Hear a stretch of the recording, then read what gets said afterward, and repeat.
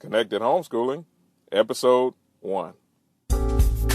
Welcome to the Connected Homeschooling Podcast, where we connect homeschooling families like yours with leaders, authors, speakers, and all-around interesting people who provide great conversations, tips, and advice. Now here's your host, Devin Dabney. Hello and welcome to this episode of the Connected Homeschooling Podcast. I am your host, Devin Dabney, and this is the show devoted to connecting homeschoolers with remarkable people within the homeschool community. We bring you interviews each week that are meant to encourage, inspire, and educate you and your family.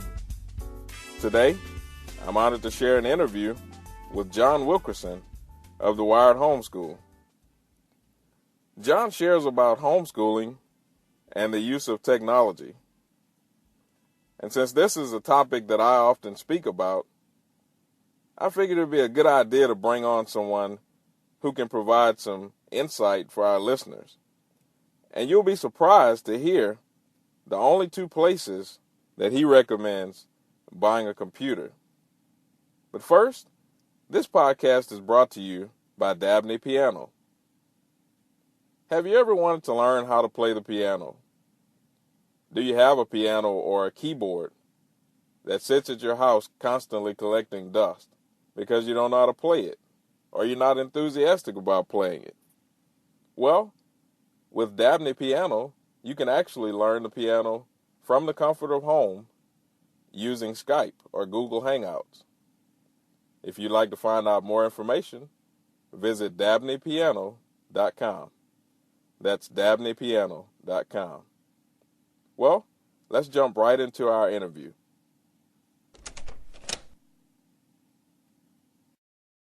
He's a self-described geek, lover of Jesus, husband, father, blogger, podcaster, martial artist, and also a homeschool dad.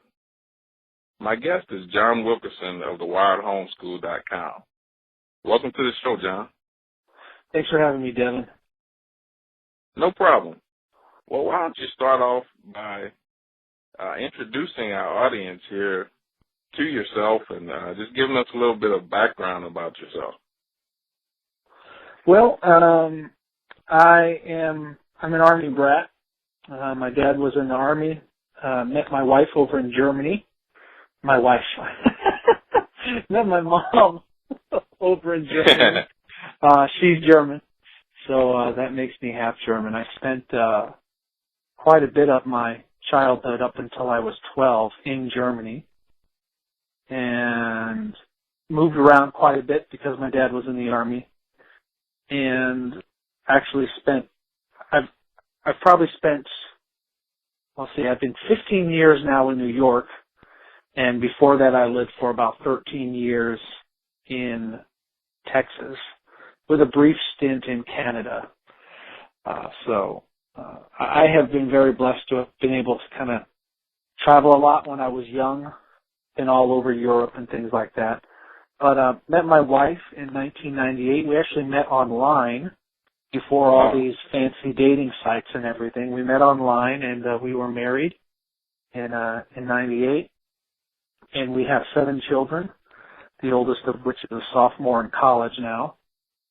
And Abigail, our next one, is just now starting high school, and we've got them all the way down to first grade. So we're pretty busy as a homeschooling family, and just as a family in general. Okay, that's interesting. I also have an Abigail, so that's my oldest. And I understand, so you're half German. You actually speak a little bit of German.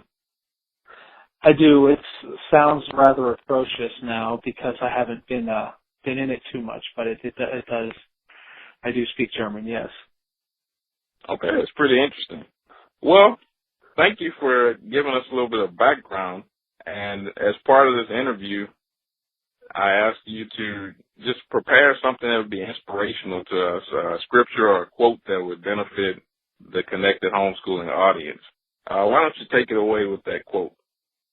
Yeah, this is from C.S. Lewis, and it's one of my favorites.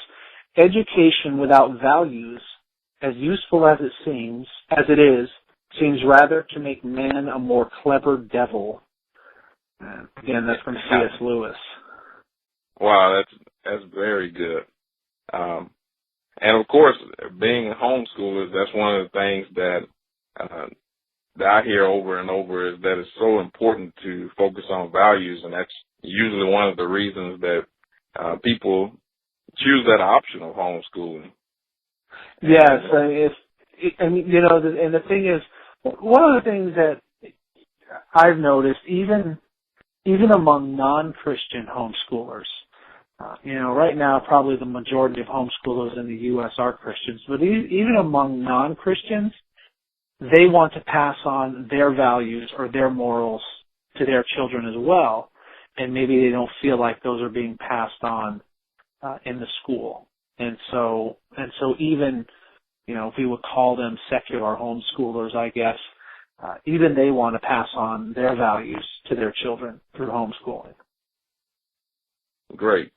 Now, while we're talking about homeschooling, it's a great segue into our main event here, which is just a discussion about homeschooling. For many people, they may be first-generation homeschoolers, or maybe something that's very new to them, and actually some of the people who may be listening to this may be considering homeschooling. And so with you and your family, how did you get started in homeschooling? And just tell us your story about homeschooling. Well, my wife has a sister who homeschooled, and an older sister who homeschooled, and I don't know if that necessarily, if that was kind of the catalyst to get her to look into it, but shortly after we got married, we discussed it and we talked about it. She's a teacher by trade. She has a master's degree in mathematics, and she has taught at the college level. So she not only has firsthand knowledge of how the schools are and how difficult it is to teach children in schools. And so after discussing it and talking about it, we really decided that it was important to us not only to pass on our Christian values and make sure that our kids are brought up in an environment that honors the Lord. We also decided that we felt that as far as an individualized education was a lot better than a cookie cutter education that they would get in the public schools. And really, parents these days that are in the public schools, it's really a crapshoot as to whether or not they're going to be in a good school. If they can't afford to live in an affluent neighborhood, then they have to deal with the hand that's dealt them, or they have to homeschool.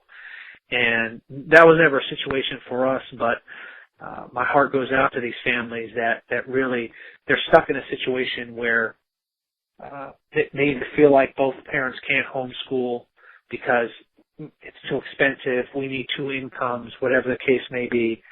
But I think people would be surprised if they make some lifestyle decisions, because see, homeschooling is not just about education, it's also a lifestyle, because especially if whoever's doing the primary part of the education, it's usually the mother, but sometimes it's the father. They're spending all day with their children, which is not something that is kind of a normal lifestyle anymore in the United States. So it is a lifestyle choice, and you have to choose to sometimes make some sacrifices if you're deciding to homeschool. So I would say if someone out there is considering homeschooling, or they've just started homeschooling and they're finding it difficult, that one of the things they need to realize is that it is a lifestyle choice, and there's going to be a time to adjust and a time to make some changes. We're first generation homeschoolers. I went to a public school. My wife went to a public school, and we both got good educations. But we still felt that homeschooling would be better for our kids. Okay, well, that's great. Now, is there any specific curriculum or combination of materials or methods that you guys use? We actually use a number of different curriculum, everything from Sunlight to Abeka to Apologia to Saxon to we use Singapore Math with one child. Because we have 7 children, we're able to see that they all learn differently. And so the key for us is to find what curriculum helps them learn the topic the best, or maybe there isn't a curriculum out there and we just kind of have to fit something together to help them out, whether it's, watching educational videos or finding stuff on the internet for them to supplement what they're learning. So there's a lot of different tools that we use, and we don't pin ourselves to one particular curriculum. I know that there are a lot of parents that do. They do stuff like, Switched on Schoolhouse, or a number of we've used the Great Classics video series. I don't know if you've seen those or not. They're on DVD now. We did them on tape with our oldest. There's a number of different resources for that. There's LandryAcademy.com and a number of different things. But we don't really use one thing in particular. We pull from a lot of different resources. Okay, that's one of the things that we've discovered, having a large family as well, with us having 5 children right now, is they're really not all the same, and so they have different interests, and it's really a benefit with homeschooling where we can actually cater their learning to their personalities or interests, and so that's been a great experience so far. Yep. With you guys, what has been your greatest reward, and then on the other hand, what has been your greatest challenge with homeschooling? I think the greatest reward is that when your child finally gets a concept and kind of the light bulb goes on above their head, being able to see that. Normally, it's a teacher that sees that. But when you get to see the learning process occurring, it's really a great reward. And as far as downsides, I can't really point to anything specifically. I wouldn't really say that there are any downsides to homeschooling. We haven't really faced the situation yet. Maybe if we had more money and we could involve them in a lot more things, so that they could be, a little bit more interested. But then we need a third parent to run them all over the place. So I would actually say maybe the biggest downside is the fact that, you're kind of responsible for everything. You're responsible for all the extracurricular activity. So that can usually involve quite a bit of running around. Okay. Now, that makes sense. Now, let's shift gears a little bit and talking about homeschooling, and really in this interview, one of the reasons that I wanted to bring you on for the guest is because you're an avid technology person, as I am, and you're incorporating technology into homeschooling.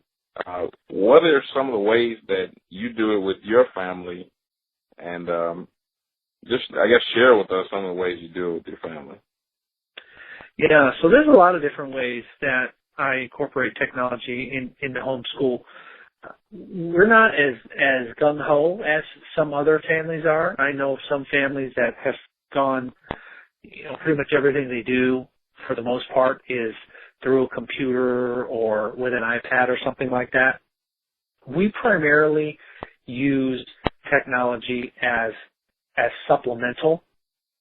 So when it comes to if they're studying about sharks or whatever, then instead of just having to stare at a boring book about sharks, we can go online, we can find some videos, we can find some educational things about sharks, and use that to complement and supplement what we're doing.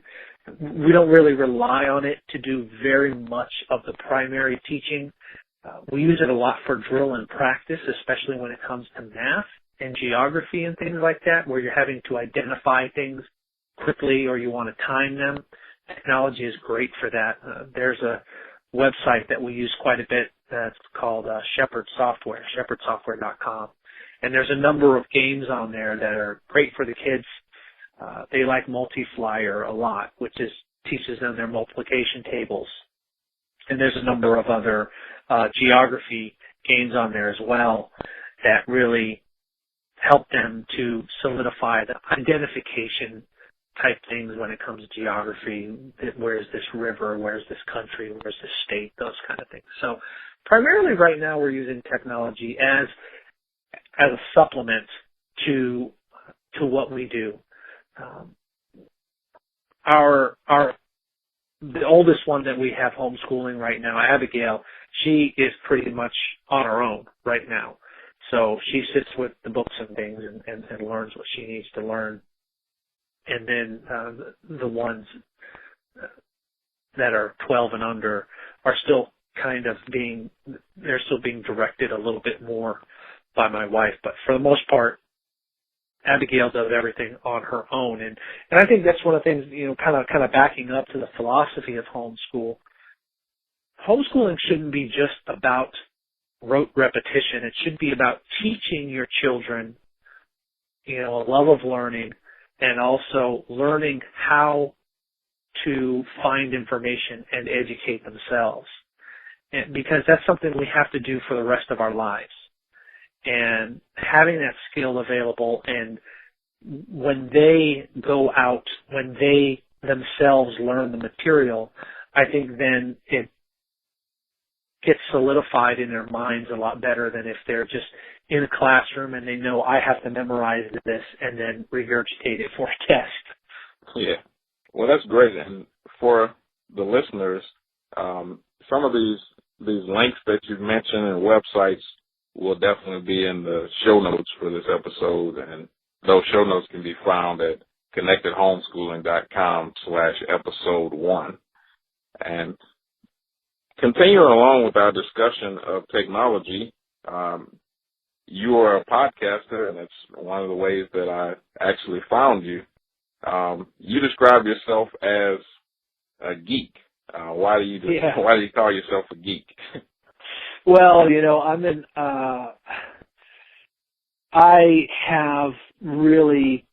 been into technology for years.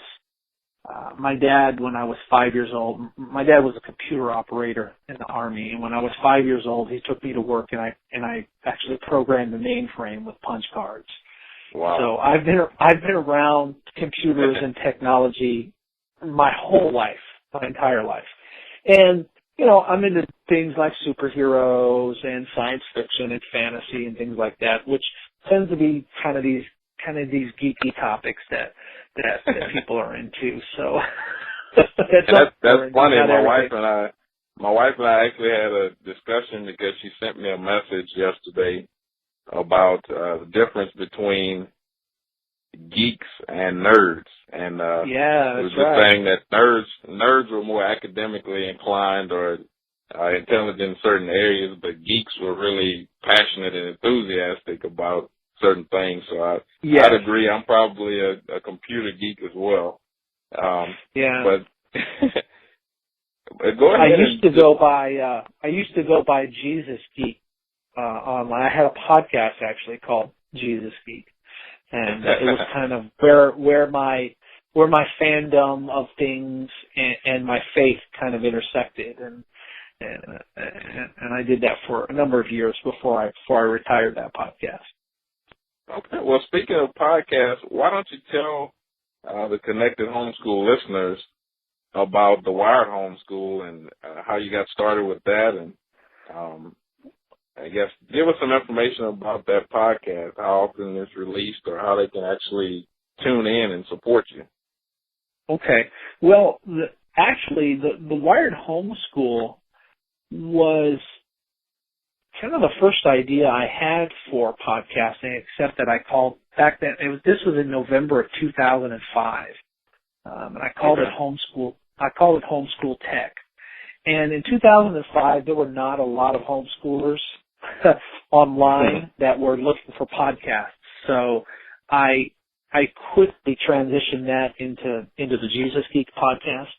And then as the homeschooling community grew online, I decided to start the Wired Homeschool because I saw a lot of blogs out there that a lot of mothers were looking at that were about curriculum and were about homeschooling philosophy and things like that. But there was not a lot out there about the use of technology in homeschooling and how you can use it. And so I started the Wired Homeschool to not only share my passion for technology, but also my passion for homeschooling and how I combine them. One of the things I say a lot to people is I don't do everything that I podcast about, all the ideas that I come up with, because if I did, I would, my house would be full of electronics. There's no way I could do everything that I recommend in there. But I do research a lot of the topics. I do quite a bit of research on them. And you go over to thewiredhomeschool.com. The podcast comes out every week. And sometimes it's on Monday, sometimes it's on Friday. It really kind of depends on how the week goes. I'm sure homeschooling parents are familiar with that. I'm kind of experimenting right now with what days to release it, what days would be best. And generally it is not more than 20 minutes, because I understand people who homeschool are busy and you don't have a lot of time to listen to a podcast, but you certainly, I think most people will have 20 minutes to listen to a podcast. So, and it is family friendly. You can listen to it in the car with your kids. You don't need to worry about any, words coming out or any topics being discussed that would be sensitive. Occasionally I have talked a little bit about internet safety, and sometimes having to talk about that, the topics can be a little more mature, but you're generally aware of that right at the beginning.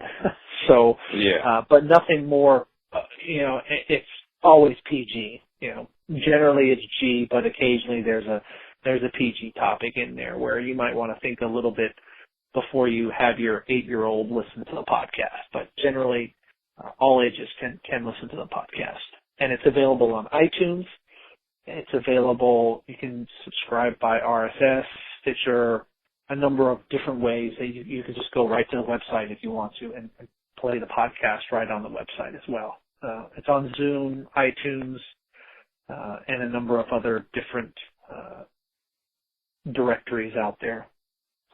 Well, that's great. And I usually listen to it on Stitcher, and I was really enthused about your latest episode about unplugging. It's interesting that it would be a podcast about technology, but that was something that really hit home, and I hope the listeners will go and check out that episode where John talks about just the need for unplugging and establishing some guidelines. And one of them that I really enjoyed was about just having some tech-free zones in the house, and that was something that I plan to incorporate, and just really some helpful information. So I encourage you guys to go and check out the Wired Homeschool at thewiredhomeschool.com.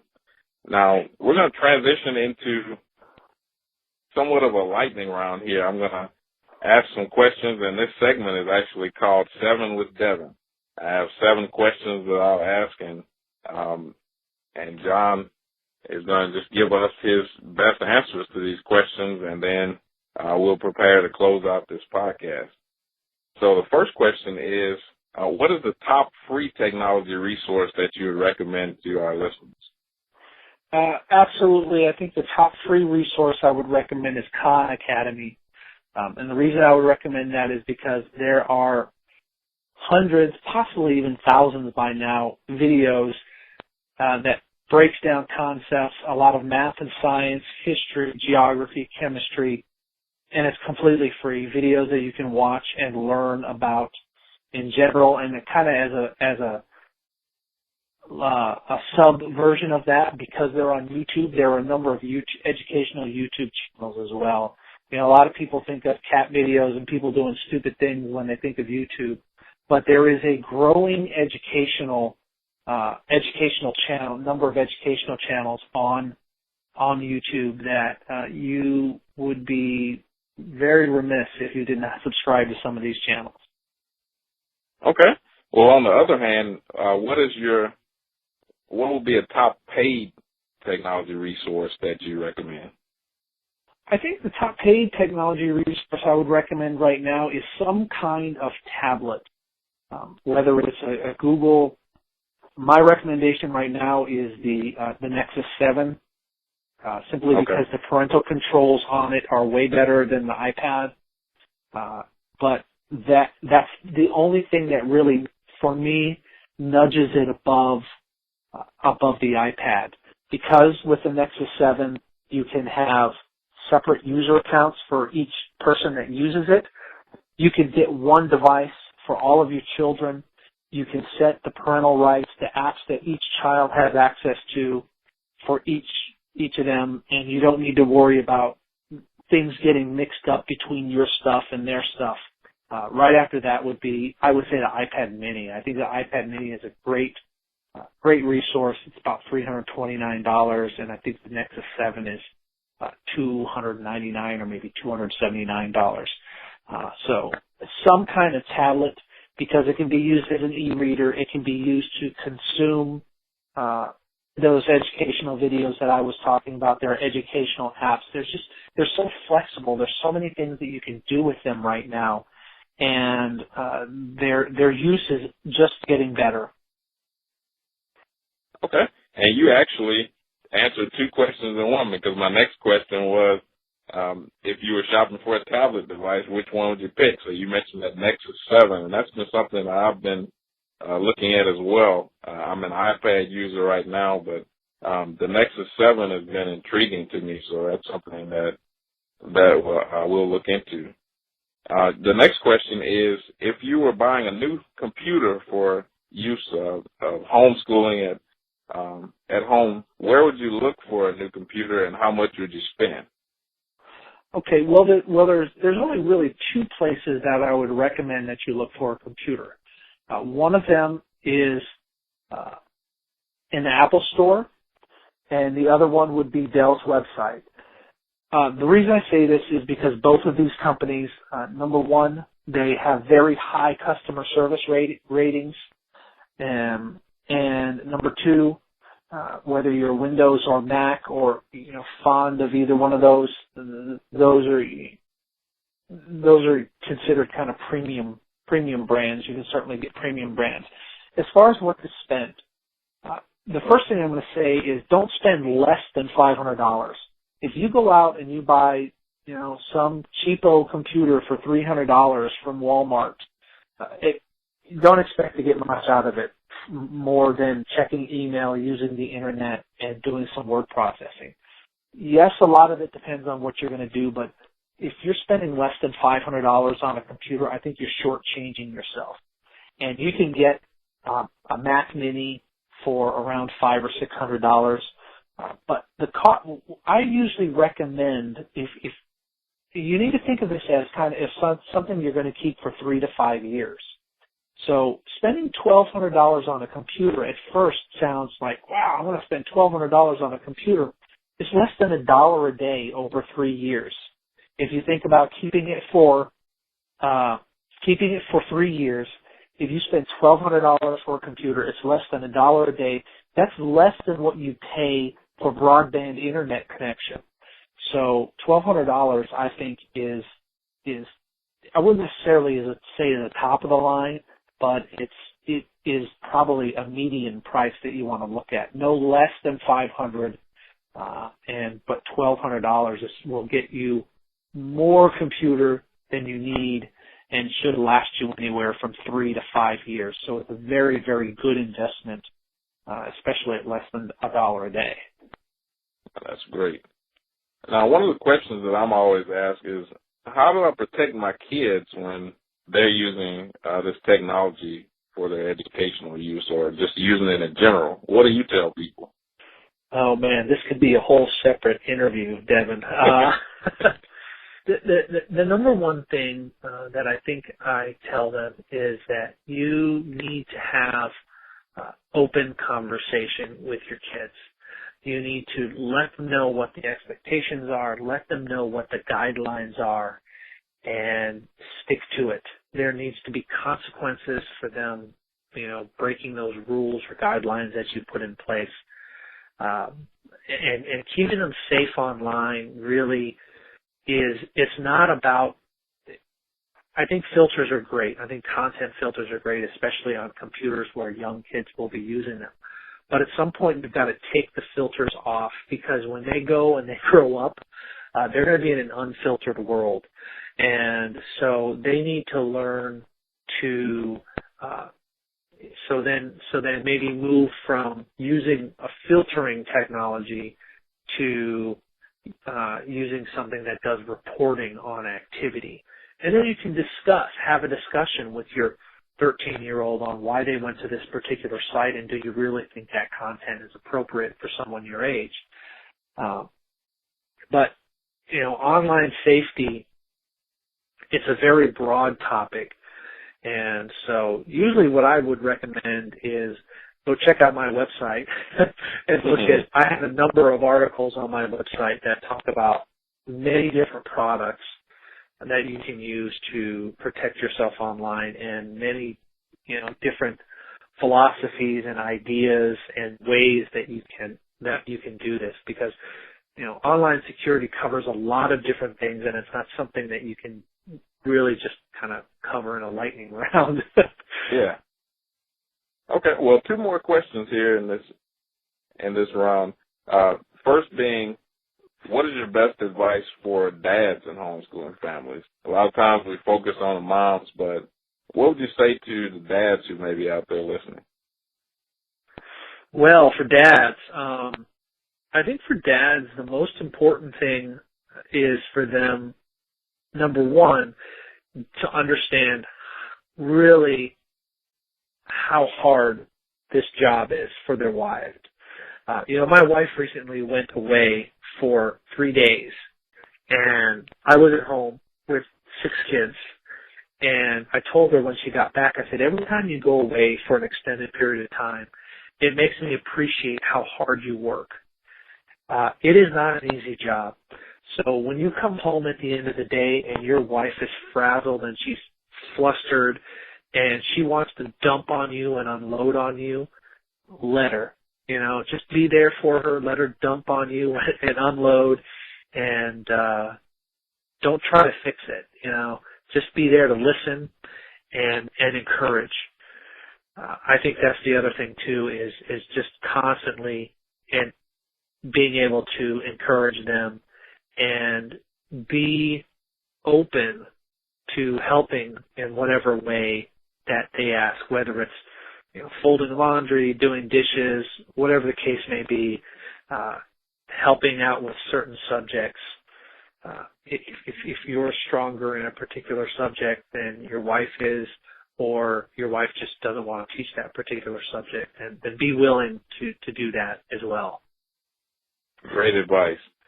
Now, lastly here, what is a unique talent or characteristic about you that most people don't know? Most people don't know that I can do a gainer off of a diving board. We'll have to get some video of this. My nephew keeps wanting to video me every summer, and I don't bounce. I do it from standing still, so I'm not running or anything. I just stand there and jump off and do a gainer. So wow, that's impressive. Maybe one summer we'll get it. It's not. It doesn't look very impressive. I'll tell you that much. Well, okay. Well, what we'll do here is each week on the podcast, I'll ask my guest, or we'll just feature a resource of the week. And when I discussed this with you, you mentioned a service called DrivePop. And do you want to take a couple minutes and just share what this service is and why it would be important for us to check it out? Sure. So DrivePop is an online backup tool that will back up your computer.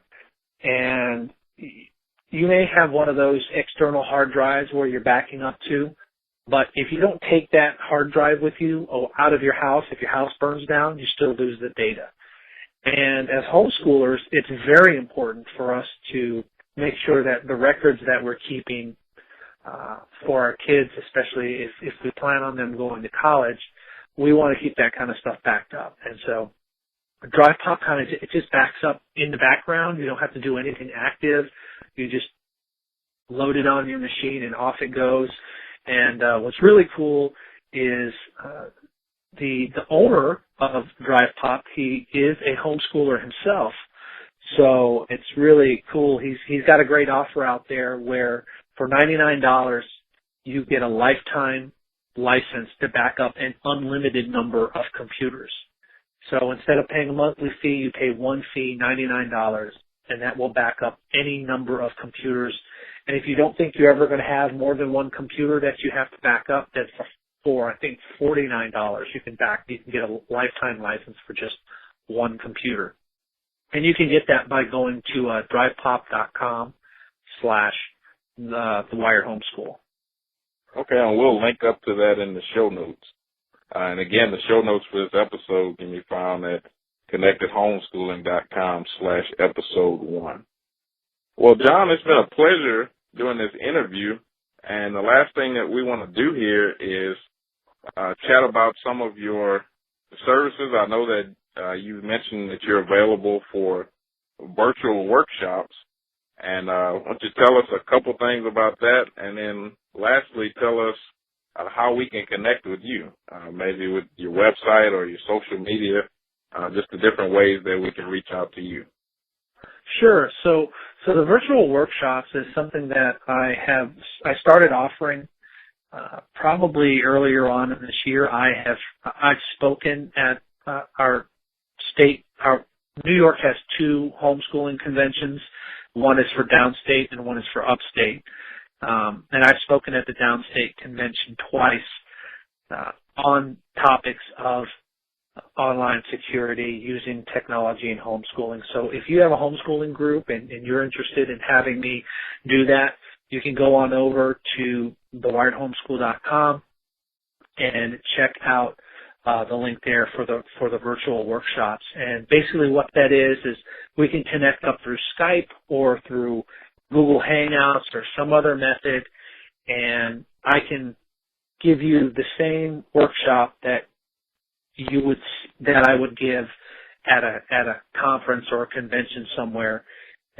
We can do it for 30 minutes or we can do it for 60 minutes, and it would be take questions and everything too. And it's a great way to get me to speak to your group without having to pay travel expenses. Well, that's great. Yeah. So, and the website is thewiredhomeschool.com. You can find the blog and the podcast there. Pretty much everything that I do right now is centralized around there. You can find links for connecting with me on Twitter and liking the Facebook page and things like that. There's a lot of other social media links there as well that I think people want to. Me personally, you can follow me at twitter.com/jwilkers, and the podcast is twitter.com/wiredhs. And the difference between those is the one for the website is specifically related to pretty much everything there is homeschooling, whereas if you follow me personally, you get to see the geeky side of me. Okay. Well, I thank you for your time, John. John Wilkerson of thewiredhomeschool.com, and I encourage all of our listeners to go and check him out at thewiredhomeschool.com. John, thank you for your time. Yeah, thanks a lot. It was great to be your first guest, right? That's correct. Well, it's great. It's an honor to be your first guest. All right, thank you. Well, ladies and gentlemen, Thank you for joining me today on the Connected Homeschooling podcast. I hope you enjoyed the interview with today's guest, John Wilkerson of thewiredhomeschool.com. Be sure to visit his site, subscribe to his podcast, and connect with him on Facebook. And while you're at it, do a favor.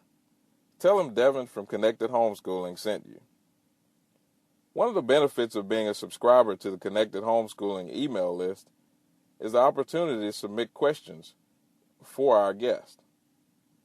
This week, a Connected Homeschooler, Bill, submitted a question, and it simply asked, can a cell phone be set up so it's safe and a good suggestion for a 7-year-old? I submitted that question to John, and he sent me an answer.